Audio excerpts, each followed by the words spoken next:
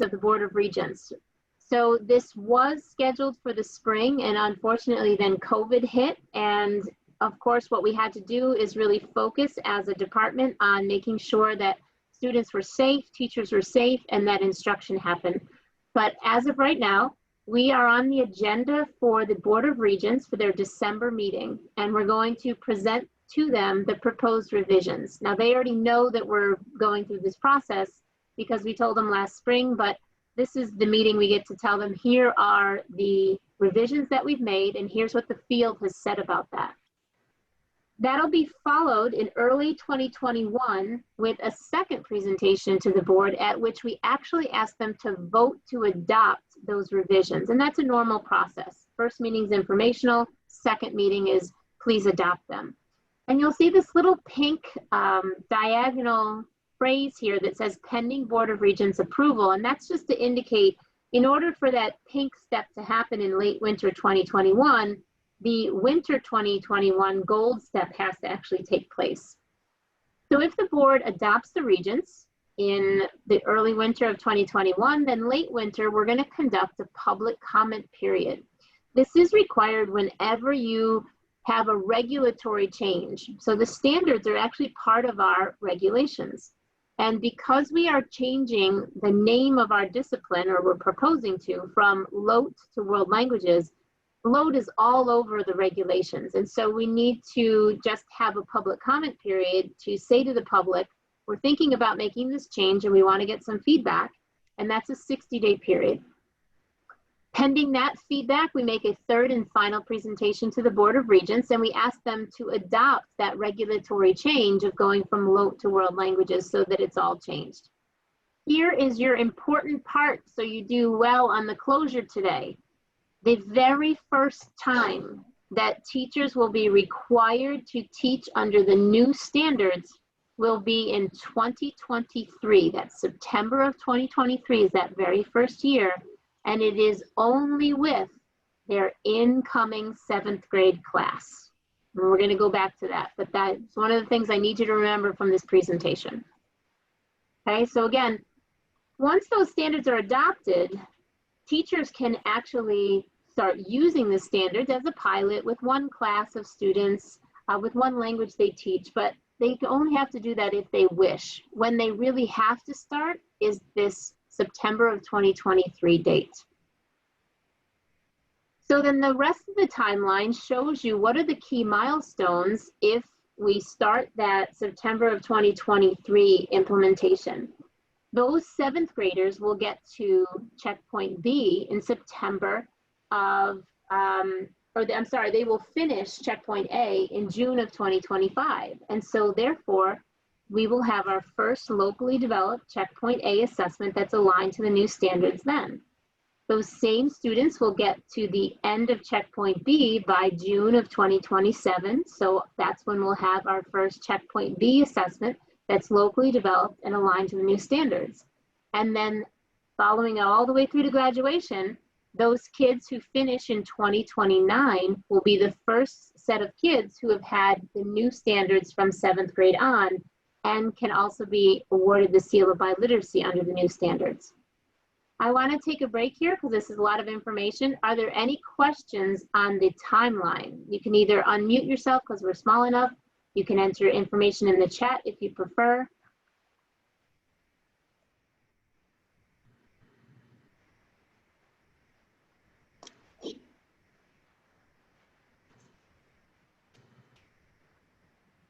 So I was curious about that, the whole timeline thing with the Board of Regents. Is that usually a formality? Do they usually kind of approve what you've got going on, or do they really ask a lot of questions? So the Board of Regents very carefully scrutinizes all the information, and that's why they have this system of a first informational presentation that's separated by an entire month. So those regents can really think about what's being proposed, generate questions. And so I would never want to preempt and say it's just a rubber stamp, because they really look into that. They want to do what's best for New York State students. That being said, we also forward to them exactly what we've done to vet this process and the experts that we've brought in and we make a case for why we believe this is in the best interest of students. So with that said, we're confident that even giving additional edits from the Board of Regents, that we will be able to see this adoption in 2021. Now, Candace, Okay. do Go ahead. you think that we're gonna coming back at some point for reading exam from the state? So I have a slide that's going to address that. So the answer is yes, but the question is when. So let me defer your question to the slides just so that we address them there. Here's our 6-year gradual implementation plan. So if you want to know exactly what it looks like, you can ignore where it says year 1 elementary unless you have an elementary program. Does anyone here have an elementary program that starts before 7th grade? And I'm not talking about an exploratory program, but a full elementary program.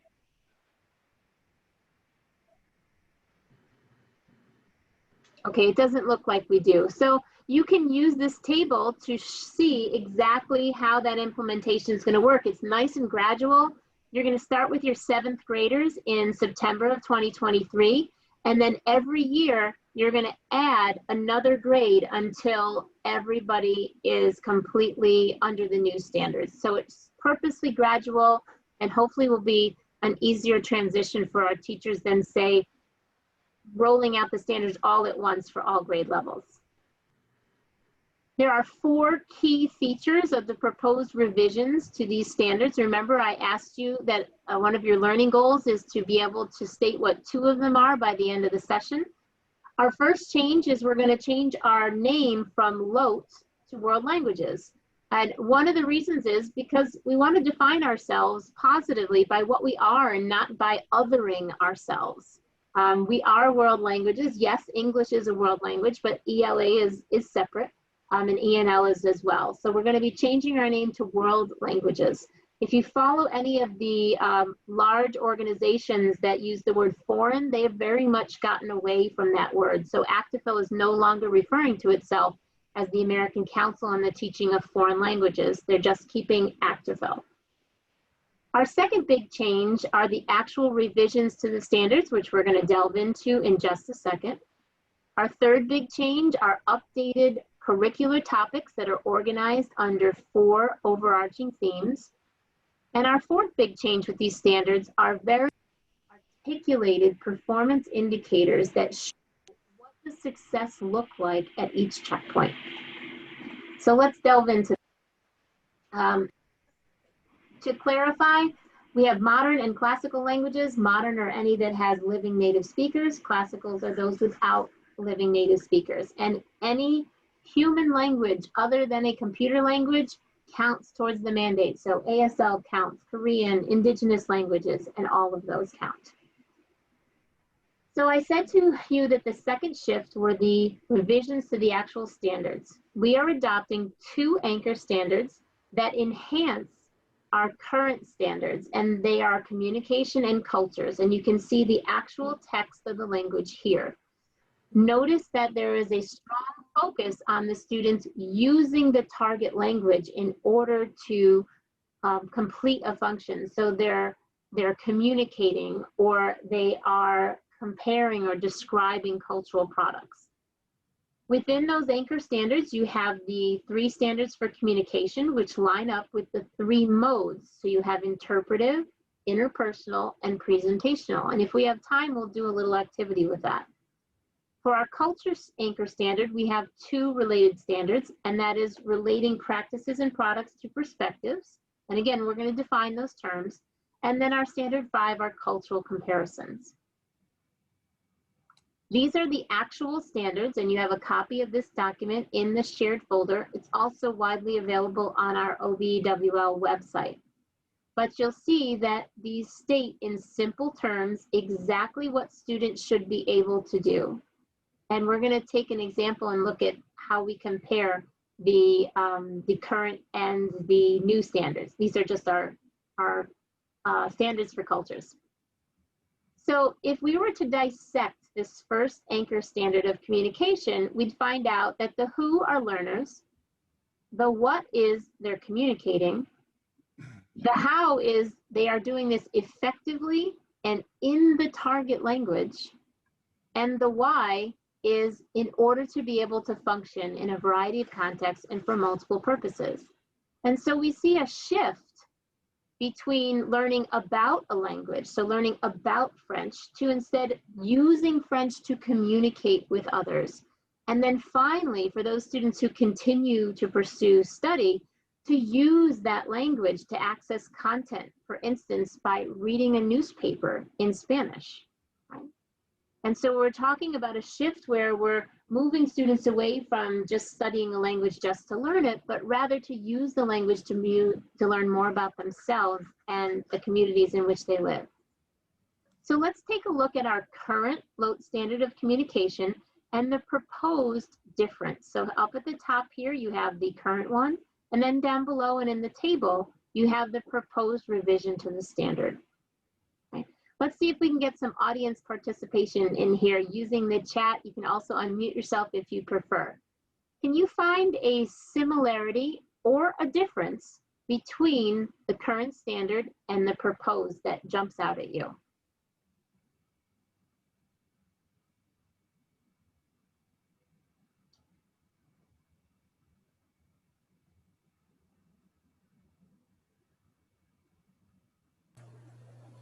Can I say an emphasis on communication and contextualized communication? Absolutely, thank you. And that's exactly what we're talking about, right? We're not learning about the language, we're actually asking students to actively use the language. And you're gonna see, in this slide, I'm gonna just pull out some differences that I came up with. So it tells you how it's effectively and why, for what purpose is one of the differences. Both of them indicate that learners will be able to use the language to communicate. But the second one, the revised one, also lists the language functions. So it's very specific. They talk about interpreting, interacting, describing, explaining, and persuading. In addition, the revised standards highlight the importance of using authentic resources. Those are resources that are done by native speakers for native speakers. The revised standards also underscore that interpersonal communication is spontaneous. So we're not talking about students doing a memorized script as an interpersonal task. And if we were to kind of review what these three modes are, we'd see the following, right? Our interpersonal, that's this direct communication between the student and someone else, either face-to-face or in a video conference. It could also be direct written communication, even if that's happening over a span of time. Our interpretive, these are receptive communication skills. It's listening, it's reading, right? And then presentational, you have this one-way communication from one person to another or a whole group, in which a response is not necessarily expected. And this often takes the form of, say, a speech or a news reporting where the student is acting as the news reporter. I do have a little Kahoot game planned for you. I think what I'm going to do is leave this on the presentation. And then if you want to do this at another time, or if you do have another person in your department, you can take this little Kahoot quiz if you'd like. I know there's some people that need to leave a little early, so I want to make sure I get through the whole content.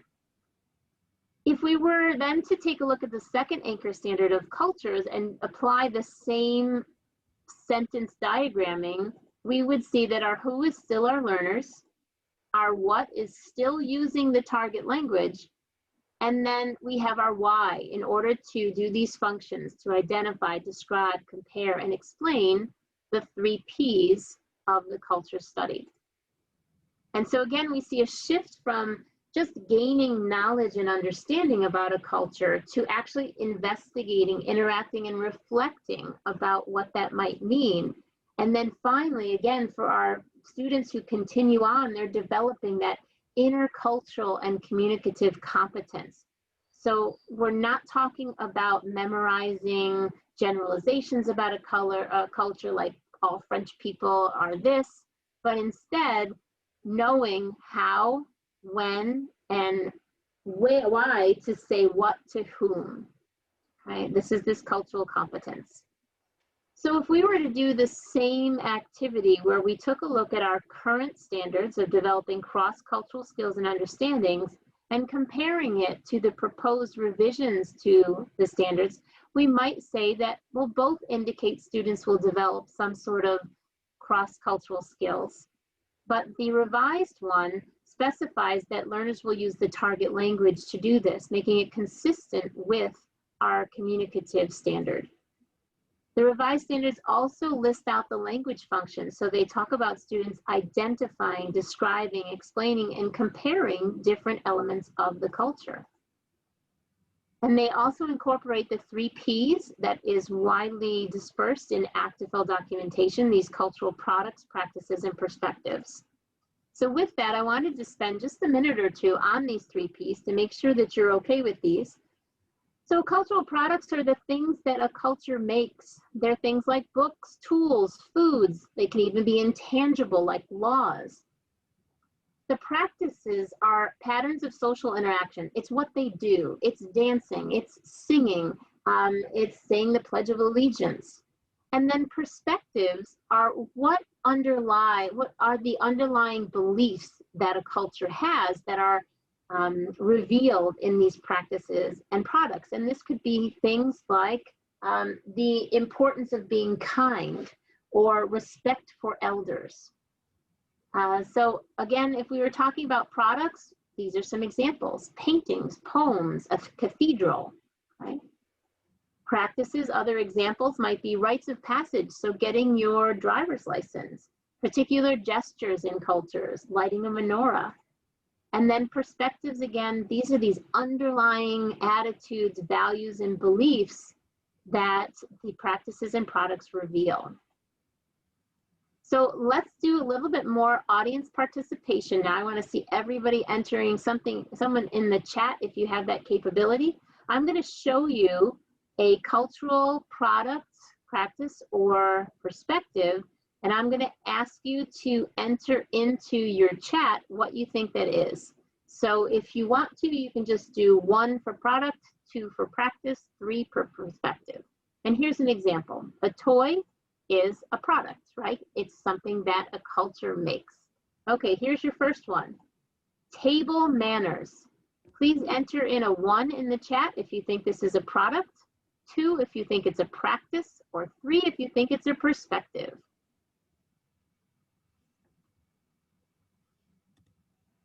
All right, great job. This, in fact, you guys are all correct. This is a practice. Let's do a couple more. How about giving someone a thumbs up? Is this 1 a product, 2 a practice, or 3 a perspective?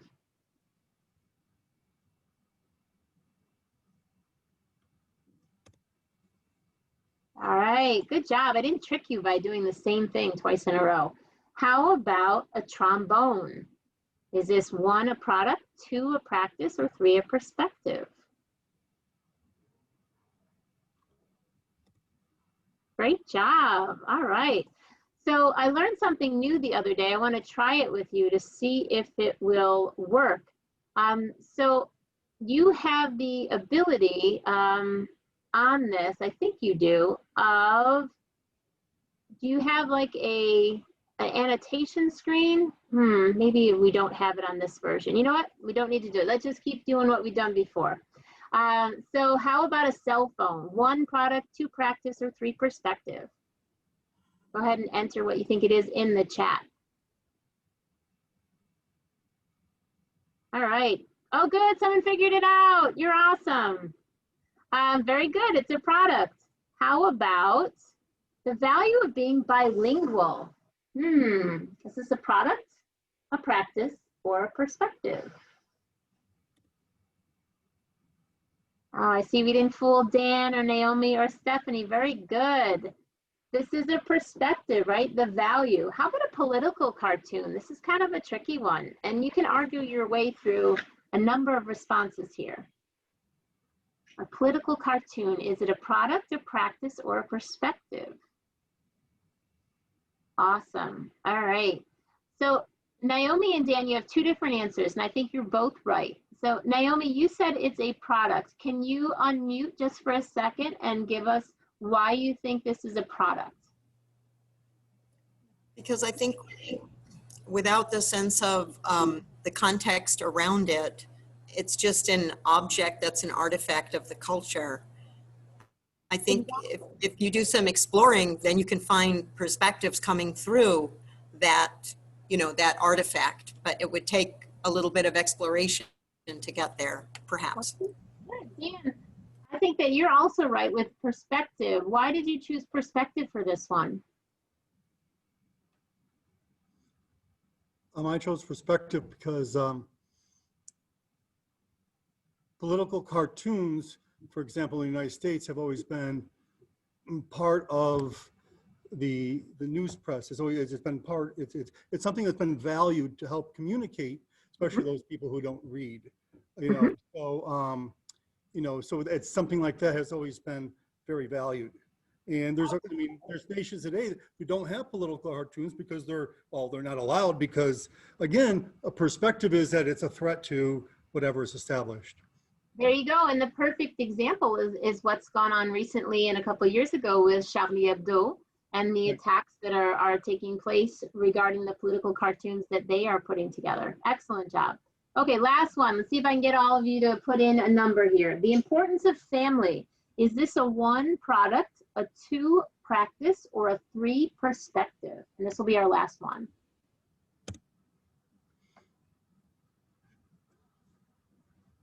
Great job. All right, very good. Remember, this is an underlying value and it is a perspective. Wonderful. Okay, so we're up to our 3rd shifts. Remember, first was the name change from LOTE to world language. Second were the actual revised standards that we just reviewed. And the 3rd shift are some updated topics. Now, we're not throwing away the 15 curricular topics that we had before, but we did some reorganization. We took a look at what the AP and IB themes were nationally, and we developed some similar themes under which we've organized most of the curricular topics. You're going to see some changes. If you take a look at the documents that are on Google, there is no public and private services. It's a little bit outdated at this point. And that doesn't mean you can't teach communication, right? Or you can't teach electrical services as part of the house and home unit, but it's not its own separate unit. So you'll see the 4 themes here: identity and social relationships, where you'll talk about things like family, customs and traditions. You have contemporary life, so you'll have food and meal taking, house and home. Then you have science, tech, and the arts. That's where a lot of this new stuff is going to come in. So you'll have things like the weather, healthcare. You also have the arts. You'll have media, social media. And then we have a brand new theme here that we're really hoping is going to engage our learners in becoming active members of their community. And this is called Global Awareness and Community Engagement. And so it's all about what's going on in the cultures that they're studying. And it includes things like social justice, human rights. And this tends to be more of a checkpoint B, C level, not necessarily checkpoint A, but you'll see the whole list of the proposed topics and themes available online. Please know that these are not supposed to be a one-to-one. This is the units you are supposed to teach, but rather you can mix and match them throughout your course sequences to be able to get the same results of students being able to meet those standards. We also have some classical language standards. I don't believe we have any classical language teachers on this. You can always interrupt me or put something in the chat if that is not the case, but I'm going to skip over that for right now so that we're catering this to our audience. Our 4th and final shifts are benchmark performance indicators. So what does this mean? We are setting what are the expected achievement levels for student performances within what are nationally benchmark levels of proficiency. These are right from the ACTFL proficiency guidelines, and what we've established is a range of performance for each checkpoint. So for your checkpoint A, which might be a 7th, 8th grade program or a 1-year 9th grade program, in order to be successful, students have to be in the novice mid to novice high range. And we're going to talk about what that means. By the same token, our 9th and 10th graders, our checkpoint B, they will score somewhere within intermediate low to intermediate mid, and both are measures of success. It doesn't mean that intermediate low is passing and mid is mastery. It means anywhere within that range is success. And by the same token, you have checkpoint C is intermediate mid to high. So a couple of notes on the ranges. Ranges really accommodate both a variety of programs. So some of you may be lucky enough to start in 7th. Some of you may start in 8th grade and have an accelerated program. It also allows for a variety of learner needs. So we know that at the checkpoint A level, teachers have all students. They have to get every student through that LOTE requirement for graduation. And so we felt that the ranges were feasible, they're achievable, and they're reasonable. I don't believe we have any teachers who are teaching languages other than modern languages or category 3 and 4 languages. Those are the languages that use non-Roman alphabet. We're going to be developing special performance ranges for them. Okay, so Danielle, here's your question. Here's the answer to your question. What about the locally developed assessments? Because we lost these about a decade ago, and my office has been advocating for funding for this. I want you to know that we will continue to advocate for the funding until both the Board of Regents and the Governor's Office approve funding for a state-developed exam. I want you to know, though, that process may be elongated because of COVID, because we know that COVID has had a very significant impact on not only school budgets, but the state budgets. We will continue to advocate for this. And regardless of when we get these back, we will provide guidance to schools in the interim when they have to be locally developed as to what these assessments should look like.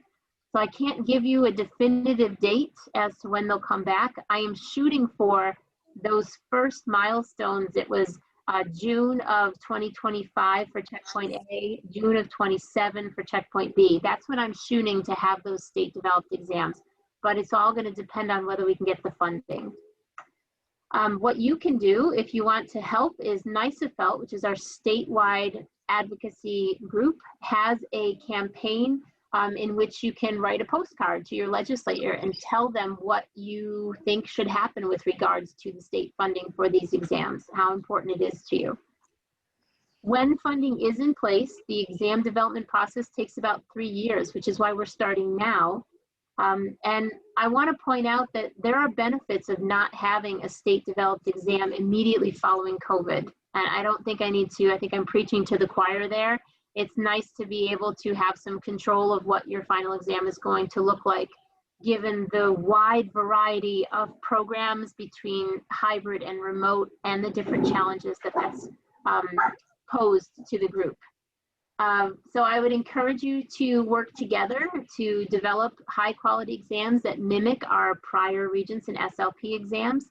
Please note that you should not be using actual passages or questions from prior exams because those are publicly available. However, we do encourage you to work as a consortium to develop a common exam if that would be helpful to you. So just to review, our novice range measure of success for checkpoint A is novice mid to novice high. Our checkpoint B measure of success is intermediate low to mid. And that checkpoint C overlaps a little bit. That's intermediate mid to intermediate high. So this is the scope of our 7th through 12th grade programs. Will you have students who are in the advanced range? Maybe, especially if you teach heritage speakers, but that's not the expectation. So let's talk a little bit about what does this look like? Here are the characteristics of the novice level of performance. And I've given you a little image here to help you remember with a metaphor. And the image is a parrot. So the novice learner uses memorized language mostly. They use lists of words, phrases, and very simple sentences like, my name is, I am this many years old. They make attempts at conversations, but aren't always successful. They have a very limited, very familiar range of topics that they can talk about. And they really only handle those short social interactions. Hi, how are you? Etc.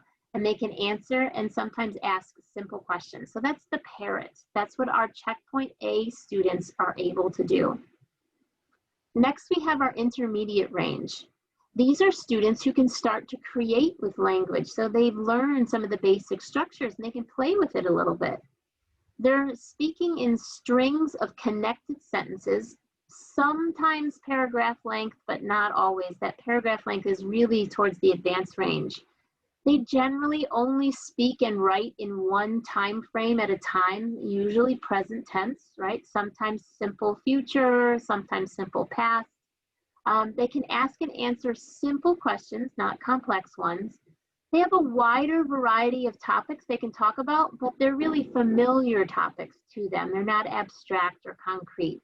And they can handle most everyday situations. And our metaphor for this group are the survivors.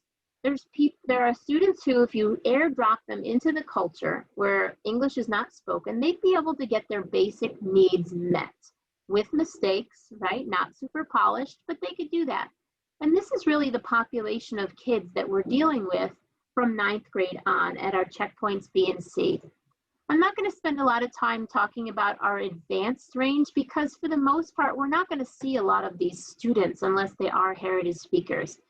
At the advanced range, you have students who can narrate and describe in all major time frames, who speak and write in paragraph length discourse, who can be active conversational partners, back and forth, asking and answering questions, who can deal with a much wider variety of topics from familiar to not familiar, and who can really handle a curveball, right? You throw a curveball into that conversation and they may pause, but it doesn't trip them up, they can handle it, right? So those are our basic breakdown of our proficiency levels.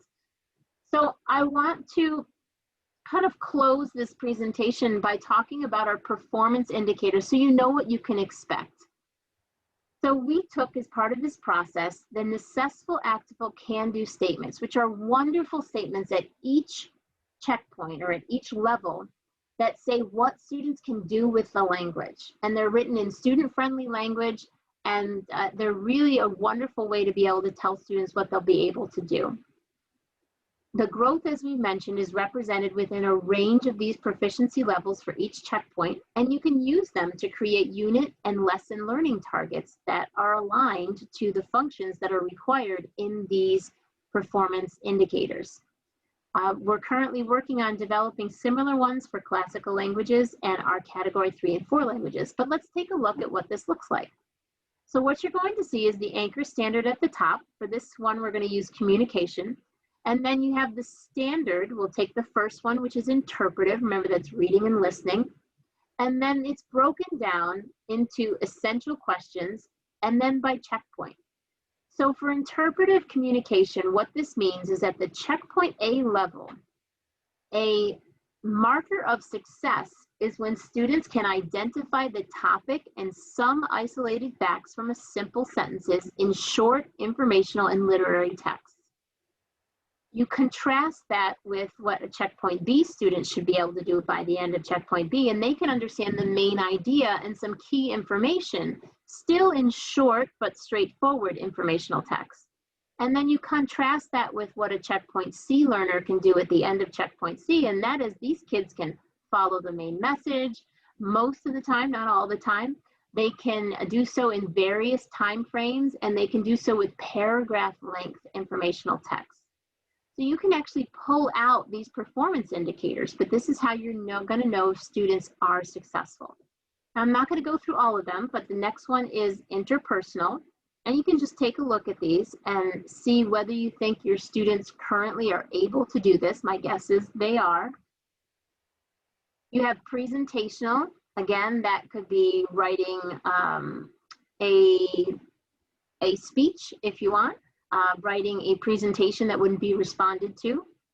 And then you also have performance indicators for the culture standard. So for instance, for relating cultural practices and products to perspectives, at checkpoint A, students are able to identify cultural products and practices in a culture. So they can identify a cell phone and use of it. At checkpoint B, they can describe those cultural products and practices. And it's really not until checkpoint C where students can explain those and talk about what it means within the culture. Okay, so we're ready for our closure here. So Does anybody want to unmute or enter into the chat? What was our first of the 4 shifts that we're going to see as a result? The name. The name change. You got it. Great job. We're changing our name from languages other than English, which is a little bit of a mouthful, or LOTE, or if you're from New York City, they call it LOTE, to world languages. How about our second shift? What we're going to see as a result of that? The revised standards. You got it, Stephanie. We're revising our actual standards and we're aligning these to the national ACTFL standards. How about our third shift? What was that? You got it. It was the updated topics. So the new themes that we have and the topics that are fitting under them. And our final shift, who can give us this one? Performance indicators. Thanks, Naomi. That's exactly it. We have our performance indicators or our proficiency levels for each checkpoint so we know when our students are being successful. So I want to make sure that you know how my office is going to be supporting you, and I'm absolutely open to additional ideas. So first and foremost, we are going to provide ample professional learning opportunities and supporting resources over the next 3 years to support you in this transition. We had a professional needs survey that we sent out to all world language teachers that we had emails for over the summer. We got about 1,800 responses, and this is what they said they wanted. Virtual and live workshops when we're permitted to do so, including collaborations with our partners, such as Erin and Stephanie at the Catskill Teacher Center. Recordings available for on-demand learning when it's convenient for teachers. CTLE credit provided for all professional learning, whether it's live or recorded. A broad range of topics where we're focusing on best practices, curriculum planning, and gathering instructional resources, as well as assessment. Sample lesson and unit plans to show what instruction would look like under the revised standards and for each checkpoint, and importantly, in multiple languages. So Daniela was talking with us early on as to how we might share, and Erin's going to be working with Stephanie and this group to see what are some resources that you all might share together as you transition. We're going to provide you with easy to follow templates as well as other resources, including things like short videos of actual teaching illustrating these practices, but also concise subject briefs, especially for people like counselors and administrators who need to know what these new standards look like. Case in point, we are offering a free Curating Authentic Resources workshop by national speaker Leslie Gran. It's tomorrow, it's election day. I know this isn't a lot of notice, but don't worry. If you can attend, that'd be fabulous. If you can't attend, we're recording the webinar and the recording will go up on our website. And you can earn CTLE credit for watching the webinar. We currently have about 950 people registered for this, so we're really excited. In addition to that, we have some workshops that ACTFL has designed for us. First one has already been released. It's called Focusing Learning Through Standards and Can-Do Statements. And these workshops are free. They're only available to New York State teachers because you must have a valid New York State email address from a New York State school. But there will be 3 of them. They'll all be virtual. So you sign up and within a week, you'll get a log on and you can complete the workshop at your leisure whenever you're ready to do so. And you can come back to it whenever you like. And we're offering CTLE credit for this as well. You can find all of this information on our website. Can I interrupt you for a second, Candy? Can you go back for a minute? Go right ahead. So the Teacher Center, one of the great things about Teacher Center is that we provide support for all teachers, regardless of whether they work for a private school or a public school. So will that still apply to them? Because their school will be registered. Is that how that would work with the email? So they only need to be able to verify that their school is within the boundaries of New York State. It doesn't matter what kind of school they are. Okay, thank you. That's a good question. So if I may, just for a minute or two, I want to let you know we had a great year despite COVID. We had 294 students, schools that offered the Seal of Biliteracy, which is a seal that goes on the student's diploma, documenting that they have achieved a high level of proficiency in English and at least one other world language. So it's about 1 in every 5 schools now offer it.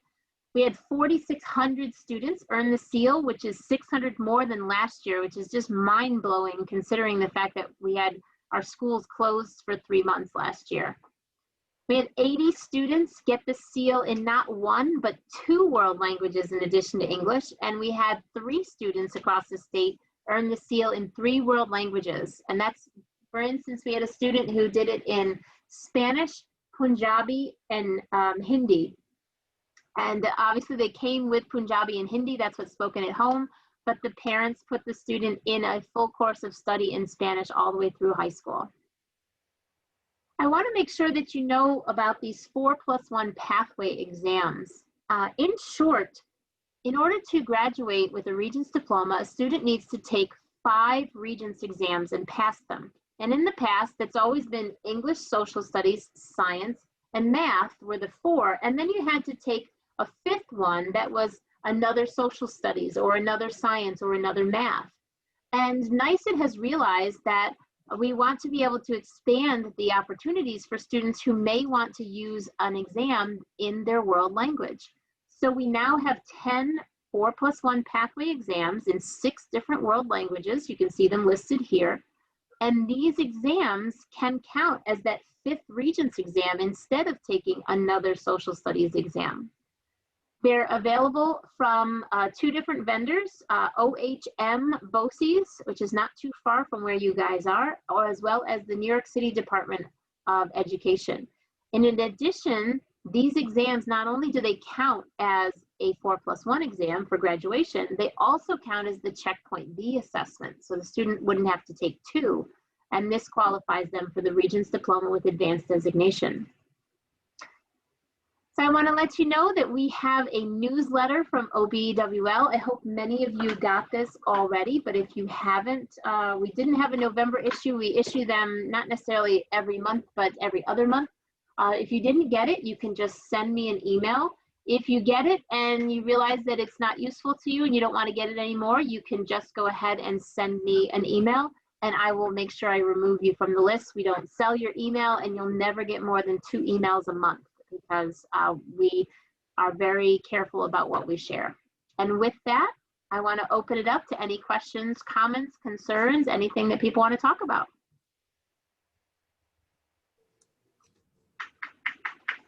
Candace, I'm gonna try to do this question. I don't know if it's gonna be the right one or not, but I'm gonna ask. So most schools right now, actually you work in one of those, there are a lot of Hispanic speakers. They have to take the language or world language courses. My school is 40% of my population. They are native speaker, let's put it this way. Some they are very fluent, some no. So those cases, for example, what are we going to treat them in the way that, because they are fluent in the language, but the writing, they are not the best. Mm-hmm. So ideally, your school would offer a program for those students where they could take classes that had rigorous coursework that was up to their level of speaking, but would provide them with instruction on writing and things that they're missing. Because now what I can see that the program is going basically, before we was teaching a lot of the second language acquisition, Chomsky, a lot of linguistic approach, repetition, because it's on our brain. Now we go to more crusher, more like a cognitive way to repeat, to try to produce. So that is the goal for world language. It's hard for say world language, foreign languages. So what are we going to? More like the cognitive approach, talking a lot in the class, and try to produce more speaking than the other. I hear what you're saying. So the pedagogical approach is really up to the school. So whether you're a Krashen N+1 person, right? That's really up to you. What we want to make sure with these standards, whatever approach you take, the end goal is that the student can actually use the language. So we're not teaching them about Spanish and English. We're teaching them in Spanish to be able to speak, read, write, and listen to Spanish effectively, so that they could interact with a native speaker, for instance. But the pedagogical approach is really up to the school. Because a lot of before was a very popular, the TPR. Sure, you can continue to do TPRS. I mean, you should use what's good for you and what works for your students. Okay. Absolutely. Thank you.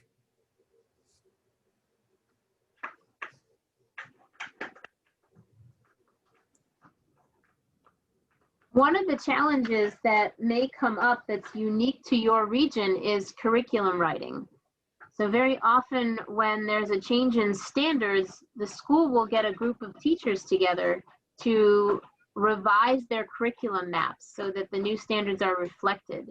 And I think that presents a unique challenge for you, especially if you are the department. So I'm wondering, again, if we can start a conversation with Stephanie and Aaron about if there might be an opportunity to do some common curriculum writing for these new standards. And so I would say working in group is always you share ideas, not only one's only idea. Yeah, we'd be happy to support that. When would you want to start working on curriculum? You asking me today or tomorrow? I don't go too far. Why where we have to go? Tomorrow. We can get arranged for tomorrow. So Aaron, if I could put my 2 cents in, I would say we want to wait until the Board of Regents adopts the standards, right? Because you don't want to be working towards something, especially if they change it, right? I don't anticipate they will, but we want to be safe. I think you could be safe if you started thinking about whatever kind of frequency would work for this group, whether it's monthly or every 6 weeks, maybe starting in the new year in 2021.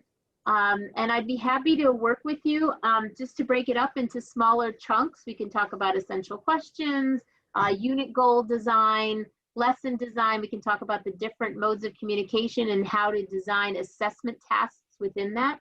And I think what you're going to find is, although it'll be enhanced, it's not a radical departure from the good teaching that you're already doing, right? It's not that we're going to do a complete 180.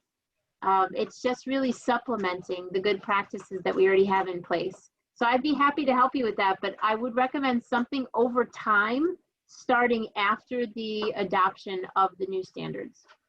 Do you think we Excuse me, Candace, could you, I joined late because I couldn't get in, but could you please tell me when are these standards supposed to be released? Oh, you're awesome. It's like you're the perfect plant, because that was one of my closure items that I told you guys I wanted you to be able to do. So who can answer that question? When is the first time that any teacher in New York State would have to start implementing the new standards, and with what grade level would that be? September 2023 with your 7th graders, Amy. Awesome. That's a great job. Thank you, Stephanie. Anytime. We will have the slides available for you, and this time I'll make sure you get them. So- Okay, Thank you. thank you.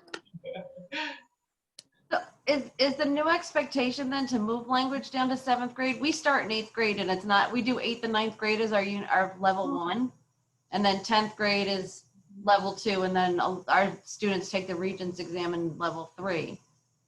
Correct, and that's actually the system that I grew up in as well. So that is perfectly legitimate. We're always trying to encourage schools to think about pushing language earlier and earlier, because regardless of the pedagogical approach that you take on, there is extremely clear research that says that younger children absorb more language quicker, easier, etc.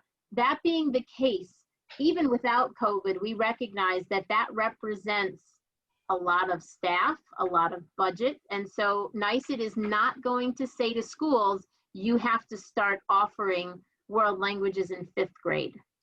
As long as you are in compliance with the regulations, which you are using the program that you just explained to me starting in 8th, then that's perfectly acceptable. And those of us When- who start in I'm sorry. 8th, we actually get another year for before implementation, correct, Candy? So That's like my school doesn't start until 8th grade formally too. So it's 2024 for us. You got it. Now the challenge and what I want teachers to think about is when you have a truly accelerated program that's a 1-year 8th grade program, you do have to cover that whole checkpoint. But what Melinda, I think it was, right? What Melinda was describing is still a 2-year program just starting in 8th, right? Mhm. So she wouldn't have to start that implementation until 24, 25. Okay, can I ask about that too? Because that's what I, from reading everything on NICEAD, it's my understanding that we're supposed to have a 2-year program for level 1 if we want to start at the middle school like that. And that otherwise level 1 has to be finished in 8th grade, and those kids who would fail would then take it in 9th grade.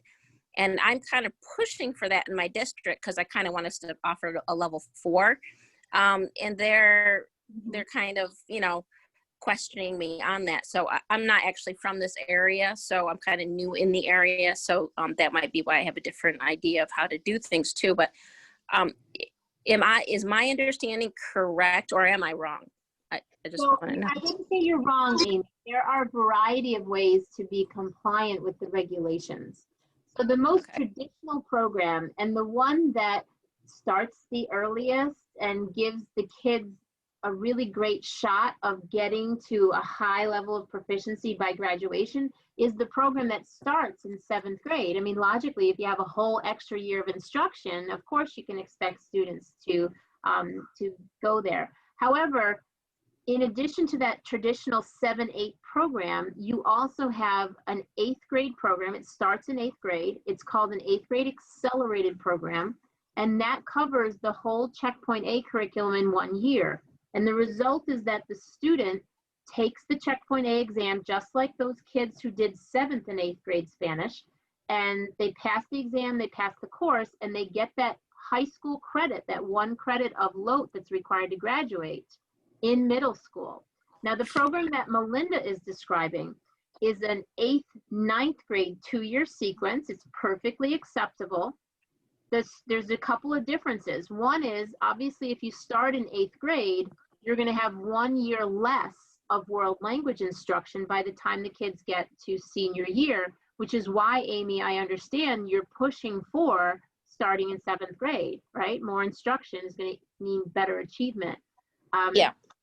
So that's legitimate, but again, your school has to be on board, you have to have staffing, you have to have budgets, but all 3 of those programs that I mentioned are all in compliance with the state regulations as valid forms of the same program. Melinda, I wanted to clarify, because this is often a question. Students who do your type of program, an 8-9 combo, they do not have to take the Checkpoint A exam. The way you give them credits is whether or not they pass the 9th grade year. Yeah, we don't give a Checkpoint A exam. They take my final exam. Okay, perfect. But then that would change so in the new thing, if a Checkpoint C is 11th and 12th grade, the 11th graders would actually fall under Checkpoint B for my 11th graders. And that's Yes. okay. So that slide you saw was just for the most traditional programs. Okay. Your Checkpoint C is going to be your 12th grade class. Okay. Mhm. Thank you. And then for working on the curriculum, or this is specific to this area, so I don't know if Stephanie or I don't know, but would we work together as a consortium and come up with one curriculum? Because I mean, we're kind of like, I don't know if we're using different books. I mean, but is the goal that we come together and actually start having one curriculum for this whole region? I'm going to say I would hope not, because I think we're all different. I don't mind sharing lesson plans and things like that, but I think we would all have different ideas. And I retire in 2025, so. Come on. I think that's it So- would be great for us to get together and maybe to share some of our best practices. If people are writing IPAs, those are great things to share with each other because it's so hard to find those good resources. But if everybody developed a really great one to share out, but I think, like Amy said, that we all have different textbook materials, things that are expected within our school districts. But that Yeah. would get kind of a little bit difficult to write, you know, if we're gonna do No. maps and things, our maps are not gonna be the same. Like when I teach, for example, I'm introducing houses tomorrow to my 8th grade but some other school, you've done it at a different time. So I think it might be better to share practices and share, you know, our best practices, our best maybe IPAs, those kind of things. Okay, yeah, that makes Now, sense. Amy, I have a question for you. What book are you using in your school? What book am I using? We technically have Realidades, but I'm using Voces and Nuestra Historia. Okay, because I use Realidades too, but I think, you know, I guess Candace can tell me if I'm right or wrong. She's the boss here. I think we have to cover the same topic. We should. That's the thing. I mean, curriculum maps are curriculum maps. They could be used across, you know, whatever textbook. That's the theory behind it. Is a curriculum map is what we really should be covering. So the Right. curriculum maps that you design are flexible because the topics are flexible. So while we believe that you should be touching upon food and meal taking at every checkpoint, you can do that in a way that makes sense to you. And so your checkpoint A, food and meal taking, might be a very traditional introduction of food and meal taking practices, but your checkpoint C might be things like access to calories in cultures where that's an issue. And you're still talking about food and meal taking, but there's an incredible amount of flexibility in there. And I want to just buttress what Stephanie said. We are not advocating for some kind of statewide curriculum. Curriculum is always going to be the purview of the individual district. Nice, it Okay, provides cool. guidance. But that being said, there's some value in discussing with the group what you all do, because then you're not recreating the wheel every single year. Yeah. And Amy, and I think that's a great place where the Teacher Center might be able to help out. You guys might create a great unit, and then with supplies and things that you could then kind of carry from one district to the next. So,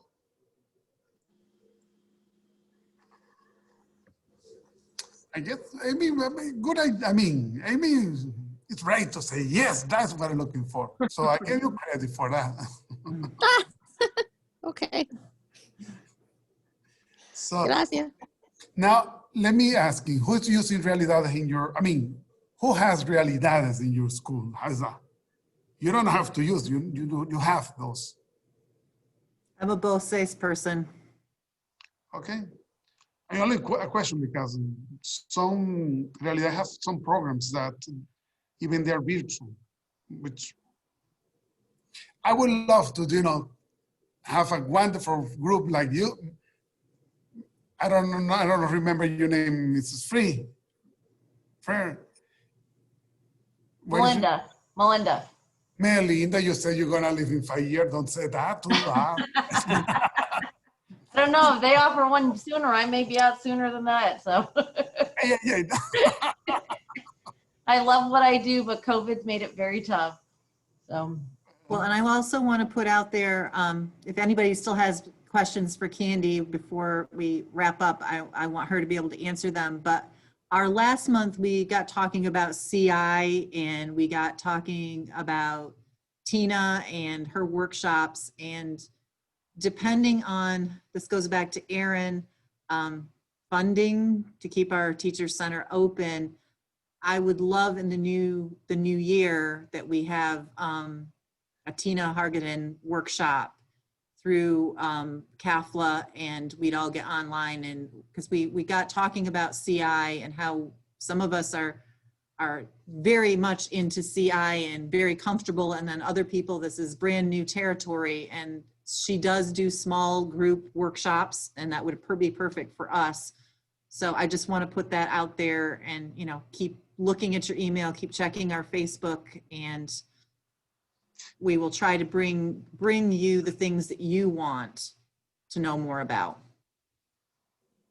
But before we go, just if anybody has any more questions for Candy, because she's been so gracious to do this for us. And I also want to put out there that Aaron, after Candy said she'd come and talk to us, he tried to reach out to other departments at State Ed, and they're not as friendly as Candy Aw. and the language people. Aw.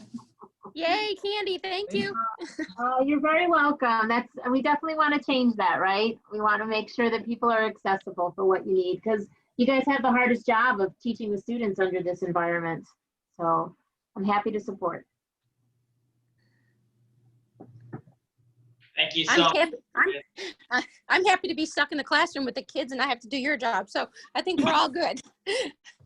In the presentation that I have uploaded for you and then I'm sending to Stephanie and Aaron, you'll see my contact information. So there's not only my email, but you also have my cell phone, because I'm working out of Rochester, New York indefinitely at this point. So just feel free if you have any questions, if your counselors are pushing back on you about what the regulations are for what credit kids should get, you know, send me a text, send me an email, and I'll be happy to help you out. Awesome. Awesome. Wow, that's great. Thank you. Thank you. Thank you. Thank you. And Daniel, I'll send you a connection to Facebook group that we have and try to get you connected with some more of the email links here, and then you can ask them about your curriculum questions and things. Sure, I would love to, because like I say, it's a nice group, so it's always good to keep a nice group. That's the hope. Thank you, everyone. Thank you. Okay, thank you, Candace. And Thank nice you. to see Thank you, Candy. Thank you, everyone. Good night. Bye.